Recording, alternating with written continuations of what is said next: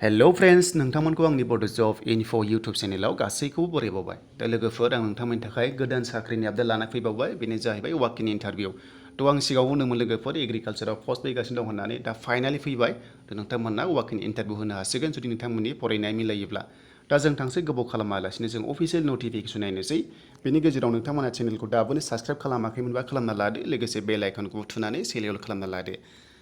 दा जों थांसै बेवहाय जोङो अफिसियेल नटिफिकेसन नायनोसै दा फाइनालि आं अफिसियेल नटिफिकेसन लाना फैबाय बेनो जाहैबाय directorate of extension education Assam agricultural university बेनिफ्राय फैदों लोगोफोर जरहाट थ' नोंथांमोना मिथिखागौ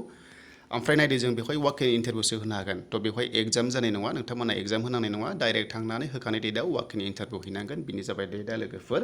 डेटआ जोंनिया अक्ट'बरनि 9 जागोन थ' नोंथांमोना 9 अक्ट'बर खालि थांनानै 11 AM आव नोंथांमोना थांनानै वाक इन इन्टारभिउ होनो हागोन गासैखौबो अरिजिनेल डकुमेन्ट्सखौ लांफानानै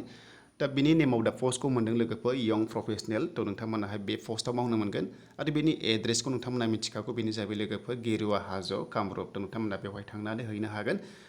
नायदो लोगोफोर नै बेवहाय दङ बेनि प्रजेक्टनि नामा जाबाय लोगोफोर इस्टाब्लिशमेन्ट अफ बाय'टेक थ' नोंथांमोना बेबायदि खालामनाय जानांगोन बेबायदि खालामनो मोनगोन जुदि नोंथांमोना जबखौ मोनोब्ला दा ओमफ्राय जों नायदो बेवहाय जोंहा सेलारिखौ जों नायोब्ला 25,000 पार मान्थ नाथाय लोगोफोर बियो पियरलि टेम्परारि जब जागोन लोगोफोर मानो होनबा बियो प्रजेक्टनि आन्दाराव जागोन लोगोफोर नैबे किसान प्रजेक्टनि आन्दाराव जागोन लोगोफोर दा जोङो नायदो qualification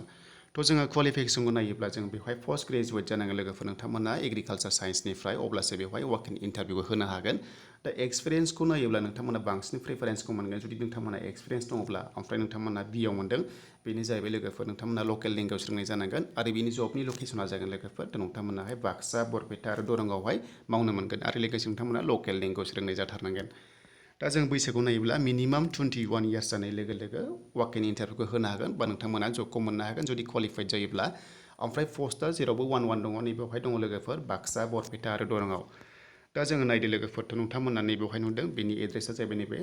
director of extension education Assam agriculture university लोगोफोर थ' नोंथांमोना बेखौ नुदोंना एड्रेसा बेनो जाबाय बेनिफ्राय फैदों ओमफ्राय नोंथांमोना वाक इन इन्टारभिउ हैयोब्ला नैबे एड्रेसावसो हैनांगोन बेनो जाबाय नोंथांमोना गिरुवा हाजो कामरुपआव थांनानै नोंथांमोना हैनांगोन बिनि वाक इन इन्टारभिउखौ लोगोफोर बिनि वाक इन इन्टारभिउआ कामरुपआव जागोन एबा गुवाहाटियावसो जागोन थ' नोंथांमोना जुदि फरायनाया मिलायोब्ला हैनो हासिगोन वाक इन इन्टारभिउखौ आरोबाव लोगोफोर फैगासिनो दङ आपकामिं भेकेन्सि बेनो जाबाय लोगोफोर 1955टा पस्ट दङ बेहाय नोंथांमोना मात्र क्लास 10 पास जानाय लोगो लोगो एप्लाइखौ खालामनो हागोन आरो लोगोसे ग्रेड 4आवबो नोंथांमोना खालामबावनो हागोन उनाव फैबावगोन बेनो जाबाय नोंथांमोना क्लास 8 पास जाबानो एप्लाइखौ खालामनो हागोन बेनिफ्राय लानानै आप टु ग्रेजुवेटसिम नोंथांमोनाहाय मोजां मोजां पस्टआव एप्लाइखौ खालामनो हागोन थ' दा बावैनो फैगासिनो दङ बिनि भेकेन्सिया आं जेब्ला मोनगोन अफिसियेल नटिफिकेसन नोंथांमोननि थाखाय स्पेसियेल भिडिअ खालामनानै पस्ट खालामगोन बेनिखायनो भिडिअखौ नोंथांमोना नायबाय थाबानो जाबाय लोगोसे चेनेलखौबो साबस्क्राइब खालामनानै बेल आइकनखौ थुबानो जाबाय नटिफिकेसन थांनानै नोंथांमोनाहाय नुहैबाय थागोन लोगोफोर थ' आसा खालामो नोंथांमोना भिडिअखौ मोजां मोनदोंबा खनसे लाइक खालामदो आं बेवहायनो भिडिअखौ दोनथ'बाय लोगोफोर